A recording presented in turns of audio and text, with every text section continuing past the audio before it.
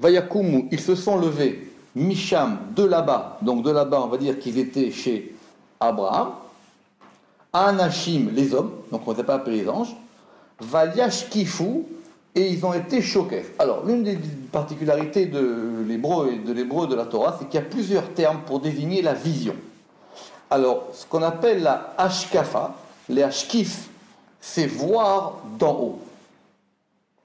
D'accord? Alors, il y a beaucoup de termes en hébreu. Il y a l'irot, il y a les habit, il y a les stakel, il y a les ashgiach, il y a beaucoup de termes qui désignent évidemment à chaque fois des degrés de vision différentes, ou des angles de vision, ou des manières de voir différentes. Ici, c'est les hashkif. D'accord? Donc, les hashkif, ça voudrait dire a priori qu'ils ont vu de haut. Et qu'on pourrait expliquer parce qu'il y a marqué Vayashkifu al pene Sedom, et ils ont. Alors, moi j'ai traduit par scruter, mais c'est pas évident. Il faudra que je revoie cette traduction. Donc, et ils ont scruté al sur pene Sedom, sur les faces de Sodome. Ve'Avraham olech imam leshalecham. Zohar, il n'a pas cité tout le verset entier. Et Abraham, il va avec eux, leshalecham, pour les envoyer. Rachid dit pour les accompagner. Évidemment, sur ce voyage qui fout, Rachid a une question. Donc, évidemment, on aurait pu dire d'autres termes. Pourquoi on n'a pas dit ils ont vu, ils ont regardé. C'est quoi ce regard des anges sur Sodome? Rachid dit Kol hashkafa sheba mikra lara. Chaque fois qu'il y a marqué les hashkiv dans la Torah, c'est une vision du mal. Ils ont regardé avec un mauvais regard. D'accord? Ce qui est marqué dans la note 1, le verbe scruter indique toujours le malheur dans la Torah, sauf une occurrence de Hashkafa qui s'applique à Dieu, qui est connu, qui est marqué Hashkifa mim'aon kotshecha, ça veut dire regarde depuis la demeure de ta sainteté, c'est marqué dans Devarim, là c'est Dieu qui regarde. C'est Dieu qui regarde les humains d'en haut. D'accord? Mais même pour les Devarim, on n'a pas encore les choses. Non. Justement, c'est pas courant, quoi. C'est pas courant cette histoire de Hashkafa. C'est quoi ce regard qu'ils portent? Puisqu'apparemment, ils sont en haut, puisque Sodome et Amora, c'est dans une vallée. C'est dans une vallée, puis apparemment, il y a un Zohar là-dessus, c'était une vallée très irriguée. C'était l'endroit le plus sec, enfin, le plus irrigué et le plus vert de tout Israël, qui bon, après a été transformé en l'endroit le plus aride. Donc ils sont en haut, et donc ils ont une vision de haut sur la vallée, et ils regardent cette vallée. D'accord? Et ils regardent cette vallée. Rashi va quand même rajouter chez Gadol Koach Matanot Anim, parce que la force du don au pauvre, elle est grande, chez Ofer Midat Arogez Rachamim, parce qu'elle transforme la mida, la vertu, ou la qualité de la colère, vers la miséricorde.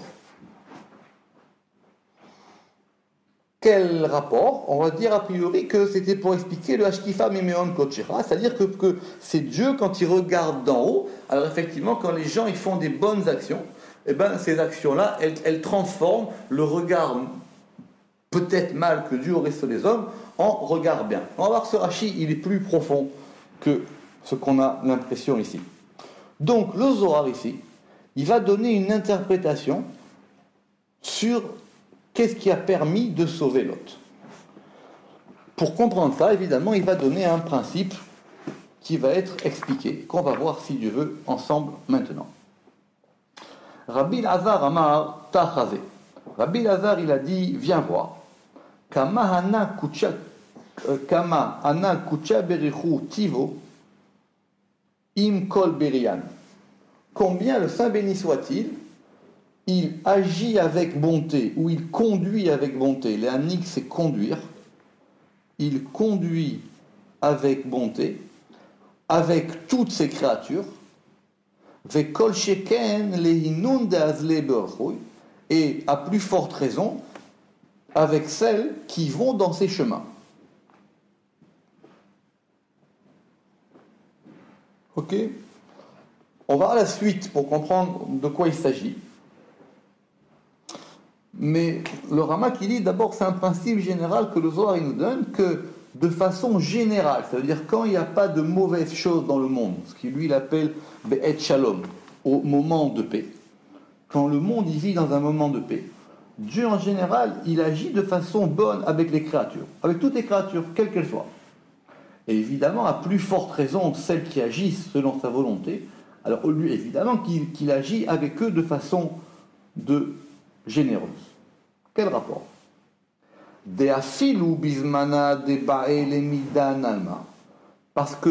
Car même quand il veut juger le monde, donc c'est-à-dire quand maintenant on passe d'une période de paix à une période de guerre, enfin pas de guerre, mais en tout cas à une période de rigueur, à une période de dîne, qu'il n'y a pas, c'est pas les mêmes règles dans le monde, quand le monde il vit en paix ou quand le monde il vit dans une période de rigueur. Il entraîne pour celui qu'il aime les miske bemila adelo yetea udina le alma, le mérite d'une chose avant que vienne ce jugement sur le monde. Ça veut dire quoi? Dieu ne fait rien au hasard. Il n'y a pas de hasard, il n'y a pas de contingence dans le monde, d'après le Zohar. Le monde, il n'est pas laissé à lui-même. Donc il y a un principe, Dieu il agit toujours bien avec les gens. Et à plus forte raison si les gens ils font ce que Dieu lui demande. Ceux qui vont dans les voies, ceux qui connaissent les voies de Dieu. C'est intéressant ce sujet de connaître. Ça veut dire quoi? Connaître les voies de Dieu. Connaître comment ça fonctionne. Savoir comment ça fonctionne en haut. C'est ça, connaître les voies de Dieu. Et les voies de Dieu, ce n'est pas les voies des hommes. Bref, il va agir avec bonté.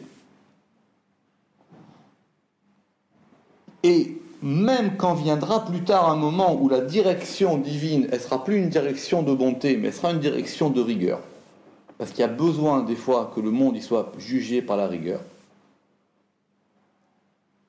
Il va faire en sorte qu'il y ait toujours un bien qui précède un mal.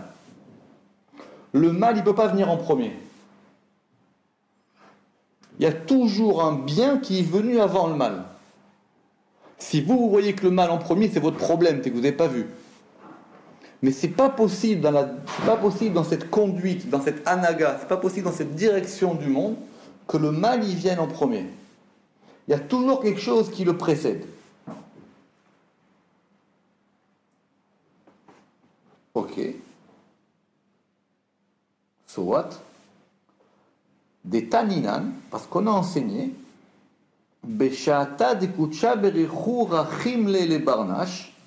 car au moment où le Saint béni soit-il, il aime l'homme, Meshader le Durona, il va lui envoyer un cadeau. Umaniu, et quel est-il? Miskena begin de yiskebe, un pauvre pour qu'il mérite par lui. Alors, il faut comprendre ça. Bon, c'est quoi ou Kimna, j'ai trouvé la référence, en tout cas grâce à quelqu'un, c'est dans un vieux livre qui s'appelle Sefer Yachar. Il dit que quand Dieu il veut envoyer un cadeau à quelqu'un, alors il va lui envoyer le bénéfice d'une mitzvah. C'est quoi cette mitzvah? C'est la mitzvah qu'on va voir aujourd'hui, la mitzvah de tzedaka, mais on va expliquer ce terme après, ou la mitzvah il va lui envoyer un pauvre. Pourquoi? L'idée est simple. Ça veut dire que je vais, comme je t'aime, et qu'après la direction du monde, elle risque de changer, alors je t'envoie d'abord un cadeau. Grâce à ce cadeau-là, tu vas avoir un mérite, et ce mérite te permettra d'être protégé dans la situation d'après, qui sera une situation de rigueur. Mais apparemment, c'est un klal, dit le Zohar. Alors, c'est-à-dire qu'ici, on est passé qu'au départ, il a dit toutes les créatures, et il a dit celui que Dieu aime. Il le protège. Il dit, je vais te donner une occasion, c'est ça le cadeau, je vais te donner un présent. Parce qu'un cadeau, c'est quelque chose qu'on ne mérite pas. Sinon, ça s'appelle un salaire. Donc, le cadeau, je te donne un cadeau. Ce cadeau, c'est que tu vas pouvoir mériter, avoir un mérite. Tu vas pouvoir mériter. Et ce mérite, il te protégera dans l'action B, qui sera une action de rigueur.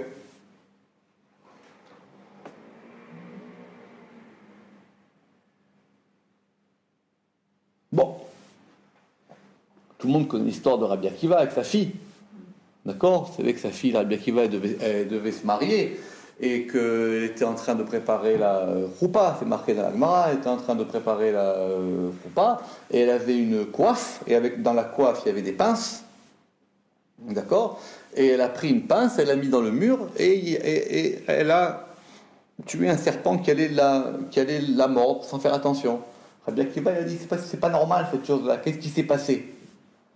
Alors elle a dit, non, il s'est rien passé. Il dit, c'est pas normal, il n'y a pas de hasard. Si cette chose-là arrive, c'est qu'il n'y a pas de hasard. Alors elle a dit, non, je sais pas, réfléchis. Elle a dit, oui, c'est vrai, tout le monde était occupé aux préparatifs du mariage, il y a quelqu'un qui est venu, il a dit, j'ai pas de quoi manger, personne ne lui a répondu, parce que tout le monde était occupé à préparer la table, les réceptions, les invités, et moi j'ai donné à manger. Il dit, voilà, c'est pas la peine de chercher plus loin. C'est par ce mérite-là que cette chose-là, elle a été empêchée. Donc ça veut dire que la chose, elle devait venir. Dieu t'a donné une possibilité de pouvoir t'en sortir. Mais c'est qu'une possibilité. Parce que si elle dit non, la chose, elle arrive. Donc la chose, elle arrive, quoi qu'il arrive. Simplement, on donne une possibilité de faire en sorte de te protéger par rapport à cette chose-là. Mais malheureusement, il faut avoir les yeux pour saisir cette chose-là. Parce qu'elle aussi, elle peut dire, c'est mon mariage, je suis pressé, etc. Demande au serveur, va voir ma belle-mère, je peux pas, etc. Je suis pressé. D'accord? Un cadeau, en fait. C'est exactement ça. Ça s'appelle une matana. Ça s'appelle un cadeau. Mais il faut savoir le prendre, le cadeau. Vous savez que même un cadeau, il faut l'acquérir, un cadeau. Vous donnez un cadeau à quelqu'un, il faut qu'il dise, c'est à moi, je le prends. Sinon, il n'est à personne, ce cadeau. Si vous lui donnez, qu'il ne le prend pas, c'est pas à lui. C'est pour ça qu'il y a une halakha qu'on ne peut pas donner un cadeau à quelqu'un sans l'avertir du cadeau. D'accord? Il faut lui dire, voici, je te le donne, c'est un cadeau.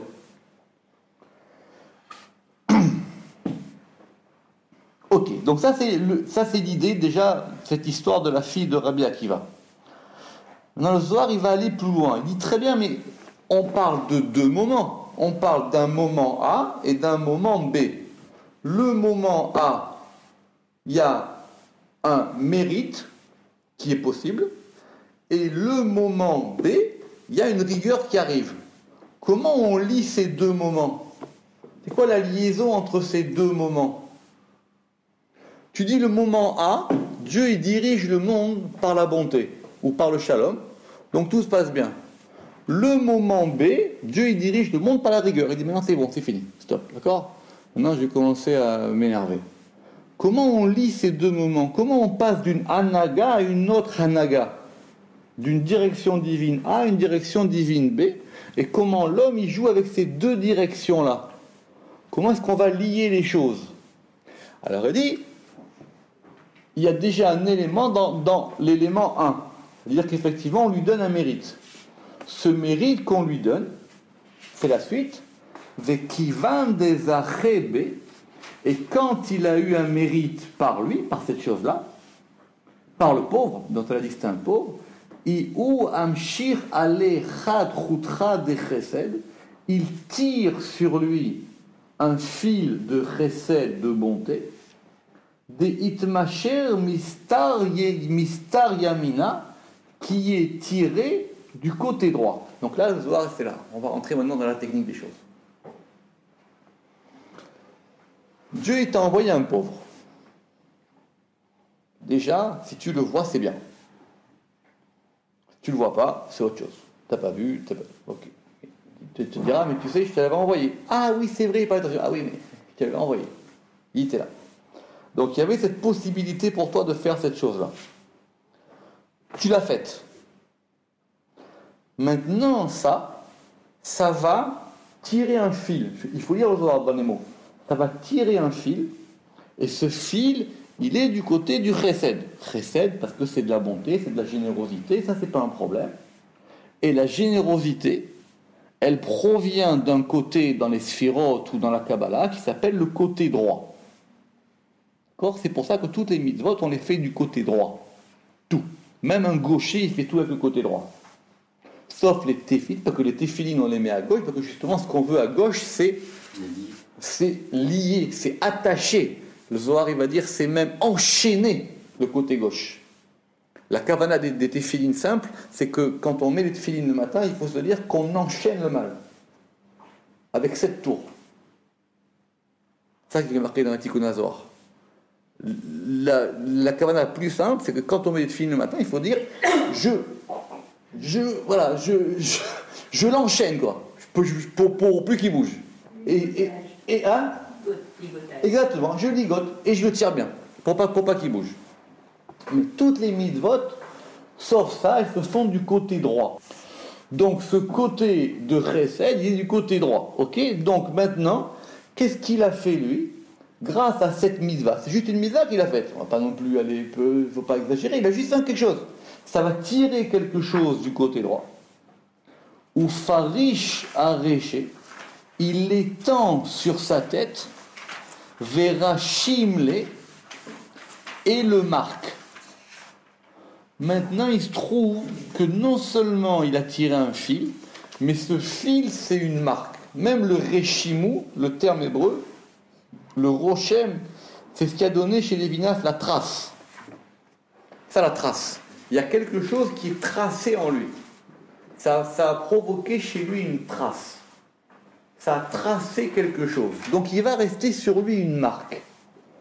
Donc, c'est pas simplement qu'il a fait une mitzvah, nous dit le Zohar, et que cette mitzvah va le protéger. On vous explique comment ça marche. Cette mitzvah, maintenant, elle a tiré un fil. Ce fil, il est tiré, et ce fil, il va donner une marque. Begin, parce que.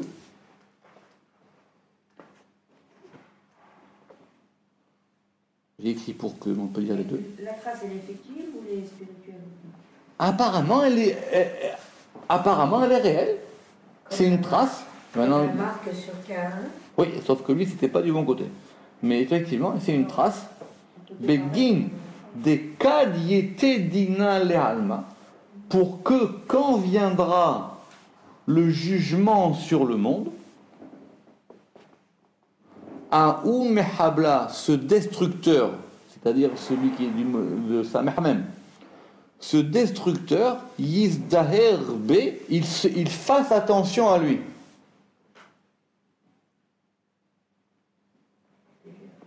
Alors, ça veut dire que maintenant, on a lié le côté du moment du shalom avec le moment de la rigueur.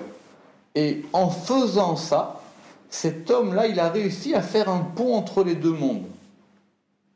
Ce pont qu'il a fait entre les deux mondes, c'est un fil qui tire. Ce fil, c'est une trace qui est sur lui.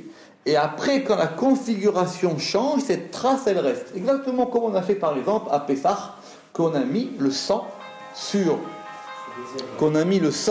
sur les linteaux pour pouvoir empêcher l'ange de la mort de frapper les Bnei Israël. D'accord? C'est une trace. Il y a une trace qui est sur lui. Et cette trace, elle reste sur lui. Alors les Mefarshei HaZohar, ils veulent comprendre plus dans le détail. Il dit, mais comment ça fonctionne, cette trace-là? Il dit, parce que cette trace-là, venant du côté droit, elle va créer une impression qui fait que même le côté digne qui va venir après, il ne pourra pas l'effacer. C'est quelque chose d'indélébile. Ça reste là. Vous allez dire, mais le monde, il vit dans le mal, dans le malheur. Il y a quelque chose qui reste de ce qui a été de bon, de fait. Quand on fait une avera, alors il y a une trace. Ah, aussi. Mais alors après, c'est un autre problème. Mais ici, on va essayer d'avoir un élément de cette trace-là qui est restée. Et du côté, parce que quand le Mehabel, il vient, le Mehabel, c'est vrai qu'en hébreu, le Mehabel, c'est ce que c'est en hébreu moderne, le Mehabel, c'est le terroriste. D'accord? Le Mehabel, c'est le terroriste. Mais ici, le Mehabel, c'est le destructeur. D'accord? Donc, quand le Mehabel, il vient, lui, il détruit tout. Là, il y a quelque chose qui l'empêche d'agir. Autrement dit, le mal ne peut pas occuper tout l'espace. Il y a un espace auquel il n'a pas accès. Vezakif Enoy, et il lèvera ses yeux.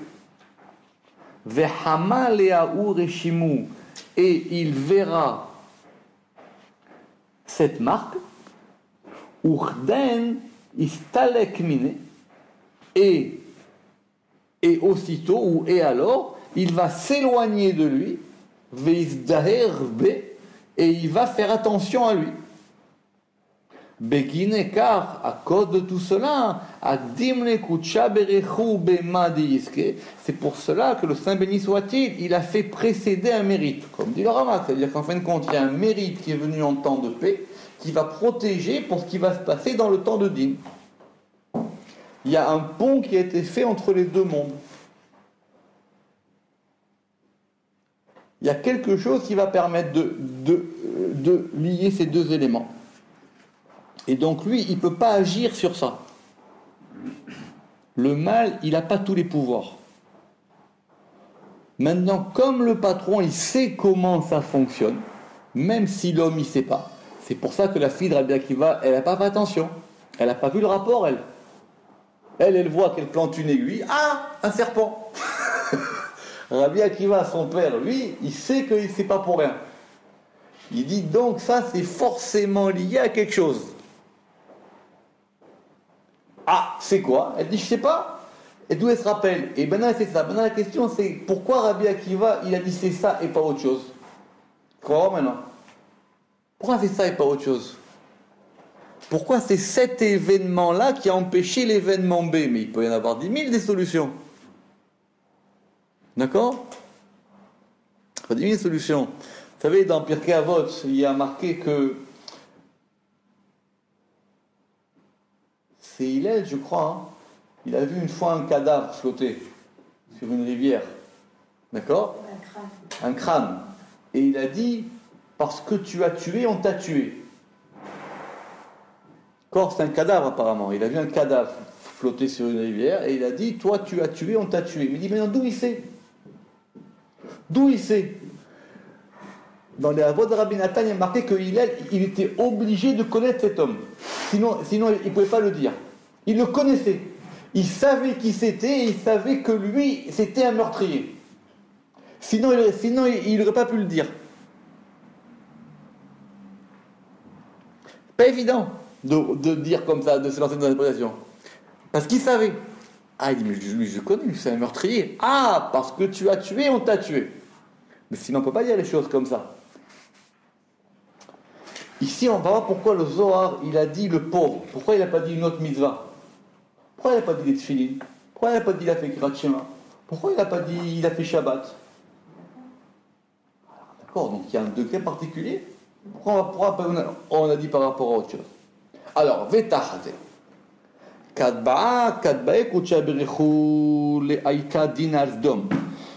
le Saint béni soit-il, il a voulu faire venir la rigueur sur Sdom, parce qu'effectivement, ça a été un élément de rigueur. Aske Kodem le Abraham, il a d'abord donné un mérite à Abraham, Veshadar le Dorona, et il lui a envoyé un cadeau. Les miskei imeun, pour qu'il ait un mérite avec eux. Begin les sheva les lot bar achua mitaman, pour pouvoir sauver Lot, son neveu, de là-bas. Ça veut dire quoi pour qu'il ait un mérite avec eux? C'est qui eux? Eux, c'est les malachim. C'est là où on voit. Alors, c'est à beaucoup de conséquences ce Zohar. Première conséquence, c'est que Lot, s'il a été sauvé, c'est ni à cause de l'histoire, d'après le Zohar, ni à cause de l'histoire des Égyptiens, ni à cause de rien, c'est par le mérite d'Abraham. C'est le sroud d'Abraham qui a permis de sauver Lot. Sinon, il restait là-bas. Rien. Déjà, le Zohar, il est quand même cohérent avec ce qu'il a dit la semaine dernière. Il a dit qu'il n'y avait plus rien à tirer de chez Lot. D'accord? Deuxième conséquence, ça veut dire qu'Abraham, il avait besoin d'un mérite pour le sauver. Il ne pouvait pas le faire tout seul. Troisième conséquence, que c'est quoi ce mérite? C'est qu'il lui a envoyé des invités. Parce que vrai, rien n'obligeait Abraham à leur donner à manger. Il y a 3 malachim qui viennent. Bonjour, etc. Vous voulez quoi? Voilà, Sarah, voilà, tu vas guérir, etc. Qu'est-ce qui en plus l'obligeait à leur préparer un repas? 4e conséquence, ils ont donc mangé. Donc comment un ange y mange?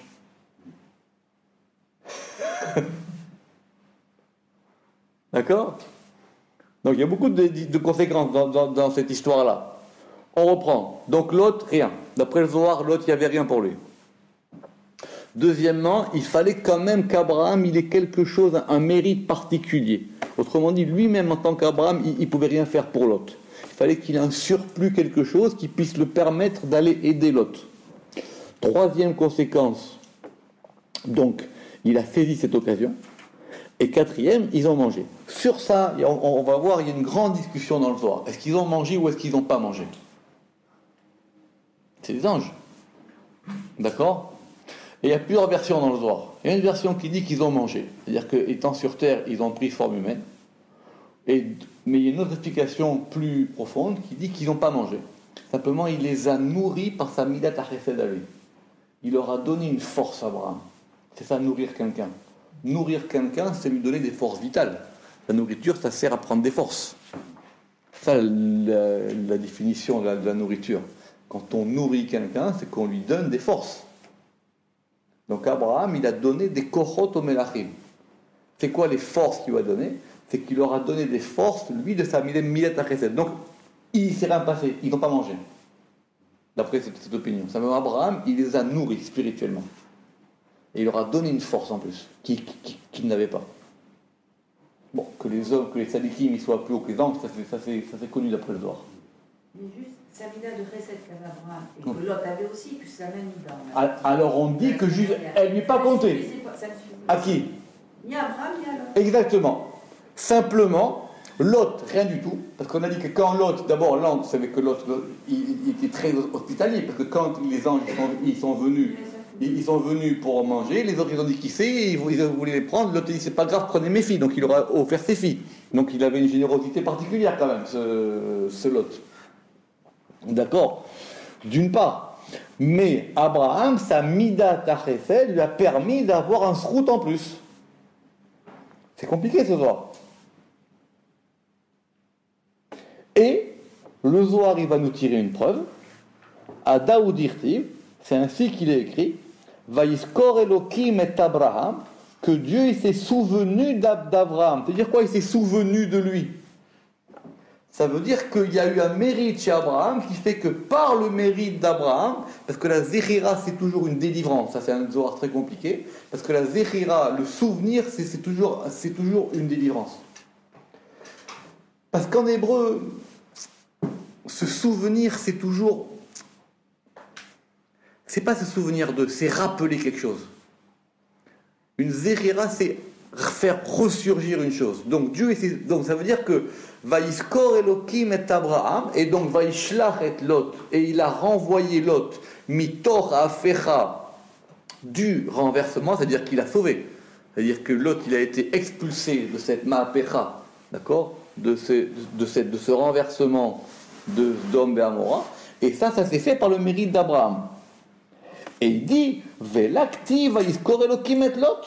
Et il n'y a pas marqué que Dieu s'est souvenu de Lot. Il n'y a pas eu de mérite pour Lot. C'est Dieu quand même. Quand Noé il était sauvé, il y a marqué Vayiskor Elokim et Noah, que Dieu s'est souvenu de Noah. Donc ça veut dire que c'est par son mérite qu'il est fait. Même Korachi là-bas, il va dire c'était quoi son mérite. Regardez ce passouk. Puisqu'il a marqué que là-bas que Vayiskor Elokim et Noah, et tous les animaux. On a dit, mais les animaux, quel mérite? On dit, oui, même les animaux dans l'arche, ils se sont bien comportés. Donc c'est pour ça qu'ils ont eu un mérite. Mais Vayiskor Elokim, ça veut dire que Dieu il se souvient, ça veut dire que par un mérite de la personne, il va commencer une Géoula. Ou Vayiskor Elokim et Yosef, que Dieu il s'est rappelé de Yosef quand il était en prison. Mais peut-être que bien se comporter, c'est simplement ne pas s'être mal comporté. Non. Non. Non. que c'est deux niveaux. Ne pas mal se comporter, c'est ne pas faire une chose, et bien se comporter, c'est faire quelque chose. C'est deux degrés différents. Il y a un qui s'appelle sormera, ça veut dire éloigne-toi du mal, ve'asetov, et fais le bien. C'est deux degrés différents. Vous pouvez très bien y aller neutre et y aller actif. Vous pouvez dire, moi je vote neutre, et vous pouvez dire, je vote blanc, et vous pouvez dire, moi j'y vais. Dea, bisroute de Abraham ishteziv, parce que par le mérite d'Abraham, parce que c'est par le mérite d'Abraham qu'il a été sauvé. Alors c'est quoi cette Zechira qu'il y a ici? C'est quoi ce Vaïskor Elohim et Noah? C'est quoi qui s'est souvenu de lui? C'est quoi cette Zechira? Oui, mais alors, c'est quoi ici? Maï Vaïskor de dachir le ma de aske kodem im enun tlat malachin, parce qu'il lui a rappelé ce qu'il avait mérité avant avec ses trois anges. C'est quoi ce Vaïskor Elohim et Noah? Dieu, il a rappelé à Abraham, oui, tu sais, je vais délivrer Lot par le mérite de cette mitzvah que tu as faite d'avoir donné à manger aux malachim. Sachant qu'il avait été circoncis, qu'il était au plus mal, et qu'il s'est dépassé. Exactement.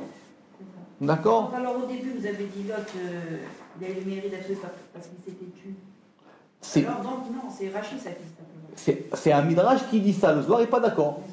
Non, le Zohar il dit non, le Zohar il dit tout s'est fait par le mérite d'Abraham, c'est marqué ici. Et il amène un passouk. C'est-à-dire le dépassement d'Abraham, ça rejaillit sur Lot. Oui, ça se fait. C'est un joker qu'il avait et il l'a mis. Alors, mais maintenant, le Zohar il a dit quoi au début? Le Zohar il a dit au début, il faut être clair dans le texte, le Zohar il a dit au début que quand il y a un temps de shalom et un temps de din, d'abord Dieu il envoie un mérite à une personne, et cette mérite-là, il va la protéger dans le temps de din. Mais c'est la même personne. Or là, le Zohar, il nous donne un exemple avec deux personnes. C'est-à-dire... Alors, ça veut dire que maintenant, il y a aussi une possibilité pour celui qui a un mérite qu'il a obtenu dans le temps A, dans le temps B, de sauver les autres. Voilà, d'accord. Ouais, bah oui. Mais au début, on a dit quoi? Au début, on a dit c'est la même personne. Dans l'histoire de Rabbi Akiva, c'est la même personne. Il la quitte alors. Il peut acquitter quelqu'un d'autre. Tout à fait. Enfin, quitter, oui, mais il peut, exactement. C'est ça l'élément qui est en plus. C'est ça que le Rama qui les médaillé dans le Zohar. Il dit que dans l'histoire de Rabbi Akiva, ça s'est passé que pour sa fille. Or, dans l'histoire du Zohar, c'est Abraham pour Lot. Donc, Abraham, il récupère dans le côté Tov un élément. Le Zohar, il expliquait le principe. C'est-à-dire c'est une marque et cette marque, elle reste. Mais cette marque, elle reste et il y a la possibilité pour quelqu'un de la faire agir.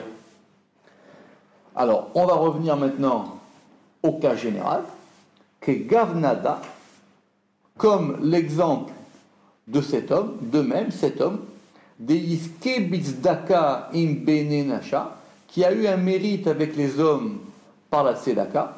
On va expliquer ce mot de Tzedaka. Besha'ata de Dina Sharia Behalma, au moment où la rigueur, elle repose ou elle réside dans le monde. Le Saint béni soit-il, il va lui rappeler cette bienfaisance qu'il a accomplie. Alors tzedaka, c'est un mot très difficile à traduire, parce que normalement, tzedek, ça vient de tzadik, tzadik c'est le juste. D'accord? Simplement, tzedaka, donc ça serait la justice. D'accord? Le Rama qui dit dans Shara Ketunim qu'il y a 3 degrés, il y a un degré de tzedek, un degré de tzadik et un degré de tzedaka. Tzedek, c'est tzadik dalet kouf, tzadik, on met un yud, et tzedaka, on enlève le yud et on met un he. Mais c'est sur le même degré. Simplement, le français ne peut pas comprendre cette histoire de justice. Parce que c'est effectivement que quand on fait la tzedaka, c'est aussi un acte de bienfaisance, c'est un acte de générosité. Mais quelque part, c'est une justice. Cette tzedaka, c'est ce qu'on appelle, ça correspond à l'idée de bienfaisance, mais c'est l'idée de justice derrière. Pourquoi ça s'appelle la tzedaka? Parce qu'on va rajouter un peu de justice dans un monde où il n'y en a pas assez. C'est ça la tzedaka. Quand on donne à quelqu'un, on va rajouter un petit peu de justice dans un monde où il n'y en a pas assez. On va permettre aux gens de s'entraider. On va aider quelqu'un. Évidemment, on l'aide pas n'importe comment, pas n'importe quoi, etc. Si on peut lui trouver un travail, c'est mieux. Si on peut lui trouver une maison, c'est mieux. On ne va pas tout le temps en faire des assistés. Ça, sont d'autres questions. C'est des questions de gestion de la tzedaka. Mais c'est une mitzvah de faire la tzedaka. Jusque c'est la seule mitzvah où le cadeau doit être anonyme. Alors que dans les autres, le cadeau ne doit pas être anonyme. Le cadeau, il doit être public. D'accord ? Alors, apparemment ici, la seule chose qui permet de faire ce lien entre le côté shalom et le côté din, c'est la tzedaka. C'est ça une force particulière que la tzedaka a. Pourquoi le Zohar il n'a pas dit que quand un homme il a fait une mitzvah? Pourquoi Rabbi Akiva il a cherché, quand sa fille elle lui a dit j'ai donné à manger à un pauvre, il a compris que c'était le serpent? Pourquoi il n'a pas dit, je sais pas moi, peut-être t'as fait une tiat daim, tu t'es lavé les mains, t'as fait ta prière, je sais pas, t'as été voir tes parents, mitzvah kibud avaim, pourquoi cette mitzvah là? C'est cette mitzvah particulière qui a une particularité que ici on voit. Les autres mitzvahs n'ont pas ça. On aurait pu rappeler la brique. On aurait pu rapporter 10 000 choses. Pourquoi est-ce qu'on a voulu rattraper ici que maintenant il a fait une tzedaka en leur donnant à manger? Begin de bechol sha'ata dezake barna shachi. Parce qu'à chaque fois qu'un homme a un mérite, achi artivle, cela est écrit pour lui, en haut. Donc on va lui écrire quelque chose pour lui en haut. Ve'afilu besha'ata de dina sharia, et même au moment où il y aura du din, kutsha berichu at kirle leahu tibu, le Saint béni soit-il, il va lui rappeler le bienfait ou le bien qu'il a accompli, ve'zaha im benenasha, et qu'il a mérité avec les hommes. Cette chose-là, c'est quelque chose qui ne peut pas passer dans l'oubli. Ça passe pas dans l'oubli, ça passe pas dans la machine à oubli des mitzvot. Ça passe pas dans la machine à oubli de ce qui passe du shalom au din. C'est pas soluble. C'est une mitzvah qui est pas soluble. C'est intéressant ça. C'est une mitzvah qui est pas soluble. Elle peut pas se dissoudre. Elle a un chemin particulier. Il a dit celui qui connaît les voies de Dieu. Cette mitzvah, elle se ferait un chemin particulier. On pourrait dire peut-être pour d'autres mitzvahs, cette mitzvah, elle a un élément particulier. À tel point que la Gemara, elle dit que celui qui, quand il donne de l'argent à un pauvre, il dit « je donne pour que mon fils y réussisse, pour qu'un tel y guérisse, etc. » C'est un tzaddik. C'est une mitzvah où on peut dire, par cette mitzvah, je veux une chose. Alors qu'en général, on dit non. En général, on fait les mitzvot pour elles-mêmes. Dans cette mitzvah-là, on a le droit de faire ça. C'est une mitzvah intéressée. Il faut qu'on soit intéressé à la faire. Alors qu'en général, on ne peut pas dire je fais ça pour ça. Sinon, ça veut dire que, comme on dit dans Pirkei Avot, c'est-à-dire qu'on sert Dieu pour une récompense. Là, effectivement, ça marche. C'est une mitzvah qui casse tout ce principe-là. Et donc, on va voir notre fameux verset. Begin de atamer, parce qu'il est dit ou tzedaka tatsil mimavet. Et la tzedaka, elle sauvera de la mort. Simplement, il faut traduire au futur. C'est pas elle sauve, elle sauvera. Pourquoi? Parce que la tzedaka qui a été faite au moment A, elle sauvera au moment B, qui est le moment de la mort. Alors, c'est là-bas que Rashi y ramène, dans ce Vayiskor Elohim et Abraham, que Rashi il dit pas comme le Zohar. Comment il dit Rashi? Il dit Maouz vechirato shel Abraham al Lot. Quel est le souvenir d'Abraham sur Lot? Alors justement, Niskar she'aya Lot, Yodea she Sarah ishto shel Abraham, parce que Lot il savait que Sarah était la femme d'Abraham. Veshama she'amar Abraham bemitzrayim al Sarah, et il a entendu qu'Abraham a dit en Égypte sur Sarah, c'est ma sœur. Velo gila davar, et il n'a rien dit. She'ayahas alav, parce qu'il a eu pitié d'elle. Les fichar, chas akadosh baruch hu alav, c'est pour ça que Dieu il a eu pitié de lui. Mais Rashi, il dit les versets pas comme le Zohar. Que lui, il dit Vaïskor Elohim et Abraham. Il dit que Dieu il s'est souvenu d'Abraham. Dieu il s'est souvenu d'Abraham, mais il s'est souvenu de ce que Lot a fait à Abraham. Le Zohar il dit non. Dieu il s'est souvenu de ce qu'Abraham a fait pour Lot. Quand on parle de cette notion de refoua kadma lemaka, c'est-à-dire que le médicament il vient toujours avant la maladie, mais il faut le percevoir. C'est après coup qu'on se dit ah mais c'est vrai que la solution elle était déjà là. Normalement la solution elle est toujours déjà là. Mais on ne la voit pas nous. Mais on ne sait pas la voir. Alors que nous on fait l'erreur de dire que le moment A c'est le moment de la maladie. Or le Zohar il dit non, il y a toujours un moment avant. Il y a toujours un moment avant qui est toujours un moment de Tov. Ce moment de Tov avant, c'est ça que nous on veut voir. Mais ce moment de Tov, c'est ça qu'il veut expliquer, c'est une notion complexe, c'est-à-dire que ça va tirer un fil de chesed et que ce fil de chesed, il perdure dans le moment. Ce qu'il faut finalement, c'est simple, c'est que quand on a devant nous ce rat, il faut être capable de remonter cette ficelle. Il faut être capable de remonter ce fil. Il faut être capable de remonter ce fil pour voir d'où il vient. Baruch Adonai Leolam, Amen ve Amen.